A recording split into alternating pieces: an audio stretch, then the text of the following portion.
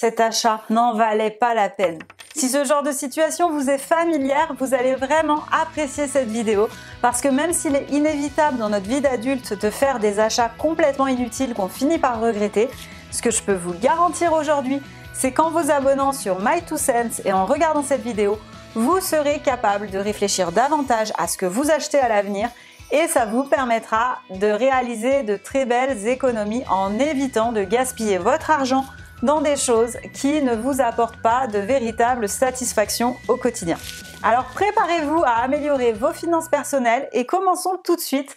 avec la première chose que vous envisagez peut-être d'acheter à l'heure actuelle mais qui serait tout à fait inutile. Il s'agit d'un équipement sportif un peu élaboré. Oui, c'est vrai, vous en voyez partout et ça vous fait envie quand vous voyez ces équipements sportifs un petit peu fun en photo sur les réseaux sociaux avec ces personnes qui nous font tant culpabiliser en publiant les photos de leur soi-disant 3e séance de sport de la semaine pendant que nous n'avons encore rien fait de franchement productif de notre journée à part scroller notre fil d'actu et qui pourrait nous faire penser que si on achetait nous aussi ce superbe équipement sportif,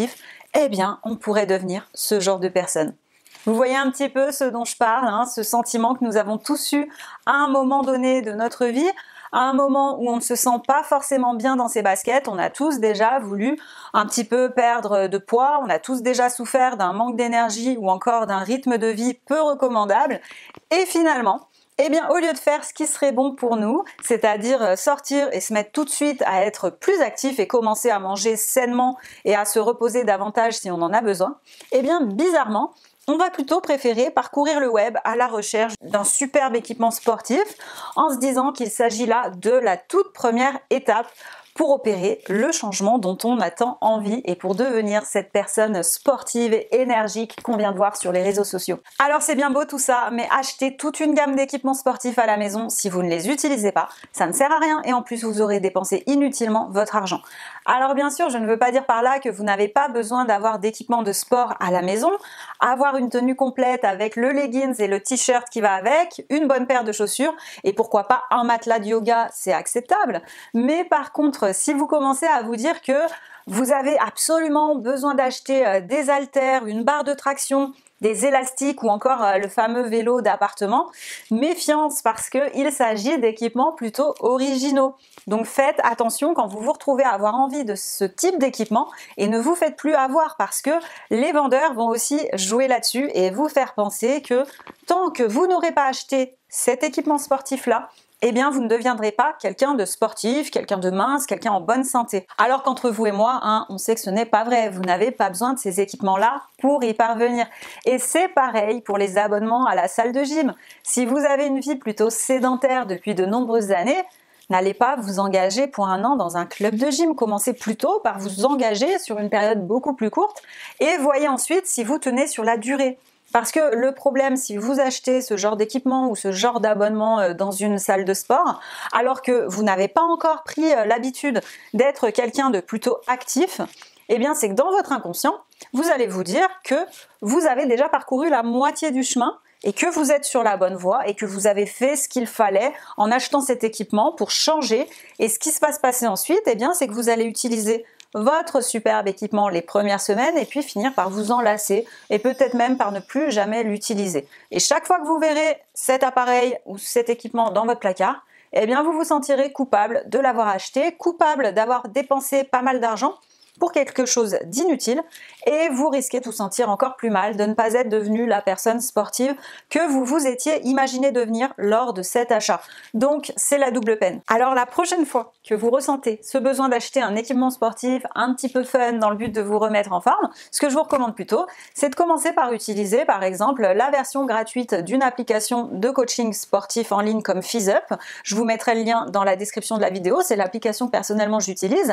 et vous pourrez commencer tranquillement par faire du sport gratuitement à la maison en utilisant des accessoires que vous avez déjà ou en faisant des exercices au poids de corps sans même avoir à acheter toutes sortes d'équipements originaux. Et si vous parvenez à vous entraîner régulièrement de manière constante, chaque semaine pendant au moins 6 mois et que vous avez tenu votre engagement sur la durée, eh bien là, vous pouvez envisager l'achat d'équipements sportifs plus élaborés. Deuxième chose inutile qu'on achète et dont on pourrait franchement se passer, eh bien moi je pense au moment où c'est le week-end et je me dis tiens, je vais faire une recette de cuisine un petit peu exotique parce que j'ai le temps, et du coup pour la réalisation de cette recette, il me faut des épices un petit peu particuliers ou alors des ingrédients que je n'utilise pas vraiment tous les jours ou même certains ingrédients dont je n'ai carrément jamais entendu parler avant. Alors si vous arrive d'être dans cette même situation parce que vous avez envie de réaliser une recette qui change de ce que vous cuisinez d'habitude, eh bien demandez-vous d'abord si vous ne pourriez pas plutôt remplacer certains ingrédients un peu trop originaux ou bien des épices par quelque chose de plus commun. Parce que bien souvent ce qui va se passer, c'est que vous allez acheter un produit pour faire une recette en particulier. Et comme c'est pas pour cuisiner un plat que vous faites le lundi soir en rentrant du boulot, eh bien vous risquez de vous retrouver avec des ingrédients en trop, parce que forcément ils sont vendus en bien plus grande quantité que ceux dont vous aviez besoin, et puis vous allez remplir votre cuisine avec des épices que vous n'utiliserez plus jamais et que vous avez payé et que vous allez quand même garder dans le placard et qui finiront inévitablement par rejoindre la poubelle à l'approche de la date d'expiration. Et ça, c'est clairement du gaspillage et une dépense qui aurait pu être évitée. Autre produit dont on pense avoir réellement besoin alors qu'en réalité on peut très bien vivre sans, je pense ici aux appareils et accessoires de cuisine divers et variés. Parce que quelle que soit la taille de votre cuisine, même si votre cuisine elle est immense et que vous avez encore beaucoup de place à remplir dans vos placards, c'est pas une raison pour acheter toutes sortes d'appareils électroménagers ou encore toutes sortes d'accessoires. Parce que ne l'oubliez pas, hein, chaque appareil acheté devra trouver sa place. Et puis bien souvent, les appareils qui sortent de l'ordinaire en cuisine, ils sont compliqués à nettoyer. Hein. Les heureux propriétaires de gaufriers ou de friteuses qui me regardent pourront le confirmer en commentaire. C'est typiquement le genre d'achat qu'on fait quand on a faim, on passe devant l'appareil en question, l'appareil à panini dans un magasin pendant qu'on fait ses courses et on se dit « Ah mais oui, c'est ça qu'il me faut ». Puis une fois rentré à la maison avec notre appareil à panini, on va en faire 3 et puis on ne trouvera presque plus jamais l'occasion ou la motivation de le réutiliser. Donc on évite de dépenser son argent dans des appareils qu'on n'utilisera qu'une ou 2 fois par an parce que dans ce cas-là, mieux vaut les emprunter quand vous en avez vraiment besoin et on opte de préférence pour des appareils multifonctions si vraiment on veut avoir ce genre d'appareil chez soi. Mais surtout, bannissez les appareils électroménagers qui ne font qu'une seule chose à la fois parce que ça va vous encombrer et vous allez dépenser trop d'argent dans plein de petits appareils qui, au final, auraient pu être groupés en un seul. Quatrième objet que nous n'avons pas vraiment besoin d'acheter, il s'agit de la nouvelle version de notre téléphone ou de notre ordinateur. Vous avez pu le constater depuis une dizaine d'années, on voit des nouvelles versions de télévision, de téléphone ou d'ordi qui sortent chaque année. Et selon un sondage réalisé par OpinionWay, 20% des Français qui achètent un nouvel appareil électronique admettent qu'ils effectuent cet achat, bien que leur équipement actuel n'ait pas arrivé en fin de vie. Alors s'il vous arrive aussi de vouloir changer l'un de vos appareils qui fonctionne encore uniquement pour bénéficier d'une promotion attractive ou encore pour obtenir la nouvelle version et avoir accès à telle ou telle nouvelle fonctionnalité, si vous êtes persuadé d'en avoir vraiment besoin, eh bien demandez-vous si vous ne vous faites pas plutôt avoir par un marketing ultra convaincant et efficace et si cette nouvelle fonctionnalité à la mode en ce moment est si utile que ça et vaut largement l'argent que vous vous apprêtez à dépenser pour remplacer votre appareil qui fonctionne encore. Même si parfois vous avez l'impression de faire un super deal quand votre opérateur vous propose de recevoir la version d'après de votre téléphone, si vous souscrivez à tel ou tel abonnement, en réalité il y a toujours des montages financiers derrière qui font que vous serez perdant quoi qu'il arrive sur le long terme. Les sociétés qui vendent des téléphones ou qui vendent des ordinateurs ou des téléviseurs, ce ne sont pas des œuvres de charité, ils sont là pour faire de l'argent et s'ils vous proposent ce genre de choses et ce genre de renouvellement qui ont l'air si attractifs à vos yeux, c'est parce qu'ils ont quelque chose à y gagner. Donc, lorsque votre téléphone ou votre ordinateur commence à être ralenti, s'il se bloque, s'il ne veut pas démarrer, votre premier réflexe ne devrait pas être de vous dire « il me faut un nouvel ordinateur ou un nouveau téléphone ». Non, votre premier réflexe devrait être de chercher sur internet des solutions à votre problème et de réinstaller votre téléphone ou votre ordinateur afin de réinitialiser ces réglages d'origine, tout en pensant bien à faire une sauvegarde de vos données. Et si vous n'avez pas les compétences nécessaires pour faire cette réinstallation, eh bien prenez un rendez-vous avec un réparateur parce que ça vous coûtera quand même moins cher que de remplacer votre matériel. Et souvent, ce sont des petites réparations qui vont prendre à peine 1 heure pour les techniciens. Et comme je vous le disais dans l'une de mes autres vidéos, avoir des compétences en informatique, ne serait-ce que des compétences, mais alors juste de base pour être capable de réparer vos petits problèmes sur votre ordinateur ou votre téléphone, eh bien ça peut vous faire économiser des centaines d'euros chaque année. Donc pensez-y avant de vouloir remplacer vos équipements. Et encore là, je vous ai parlé que de téléphone, de télé ou d'ordinateur, mais ça s'applique également à tous les appareils électroniques que vous pouvez avoir. Donc il faut arrêter de penser que ces appareils qui sont si chers ne devraient être que temporaires et doivent être remplacés aussi souvent. Ce sont des appareils qui sont quand même faits pour durer un minimum de temps, au moins plusieurs années, et ce sont des appareils que vous devez choisir avec soin, mais que vous devrez aussi entretenir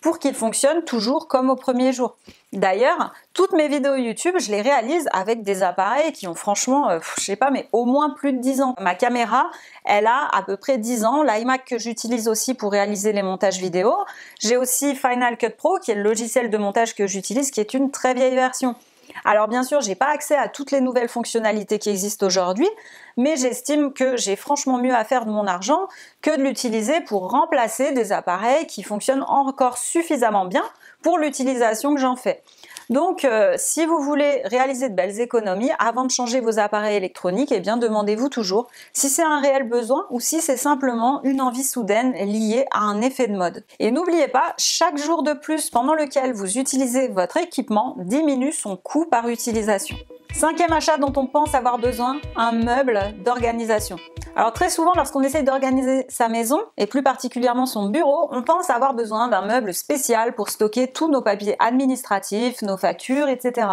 Et on peut penser, en tant qu'adulte responsable, qu'il nous faut la super commode en métal, super bien organisée et bien triée avec les classeurs, les pochettes, les intercalaires et toute la papeterie qui va avec. Mais en vérité, les choses ont vraiment changé. Et à l'époque dans laquelle on vit, il n'est plus nécessaire de stocker autant de papier chez vous. Et d'ailleurs, à mon avis, plus de 70% des papiers auxquels vous pouvez penser quand je vous dis papier administratif, facture, ça peut être remplacé par une version numérique. Vous n'avez pas réellement besoin de garder une copie sur papier de toutes vos factures. Donc, apprendre à mettre en place une petite routine pour scanner vos documents importants à chaque fois que vous les recevez, lorsque c'est nécessaire, et puis de les conserver ensuite sur votre ordinateur, eh bien, c'est ce que vous devriez faire si vous voulez désencombrer votre intérieur, gagner en espace de stockage et surtout éviter de dépenser votre argent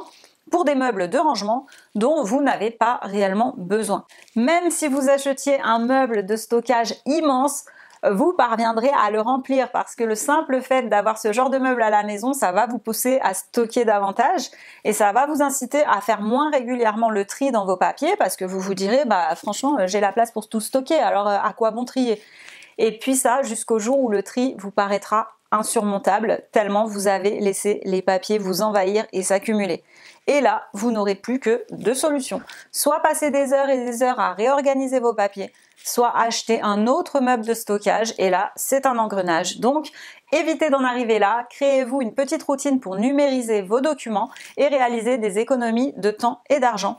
Et ça va vous permettre aussi de simplifier votre vie. Alors, si ce n'est pas déjà fait, supprimez les courriers papier que vous recevez chez vous, que ce soit vos factures d'électricité ou de gaz, vos factures téléphone. Demandez toujours à passer au système des factures numériques. Et en plus, la plupart du temps, ça vous fera réaliser aussi des économies parce que vous aurez droit à une petite réduction avec certains opérateurs quand vous faites ça. Maintenant, je sais très bien que vous avez probablement dépensé pas mal d'argent dans certains des produits dont je vous ai parlé aujourd'hui, mais inutile de vous sentir mal par rapport à ça. Si vous regardez mes vidéos, ce n'est pas pour vous sentir jugé à chaque décision financière que vous prenez dans votre vie, mais c'est plutôt pour réfléchir davantage à la manière dont vous voulez utiliser votre argent afin d'en faire la meilleure utilisation possible et de le dépenser pour des choses qui comptent vraiment pour vous. Comme toujours, merci d'avoir passé ce moment sur My2Cents et n'oubliez pas de cliquer sur le bouton s'abonner et de revenir régulièrement pour découvrir de nouvelles astuces redoutables afin d'améliorer votre avenir financier.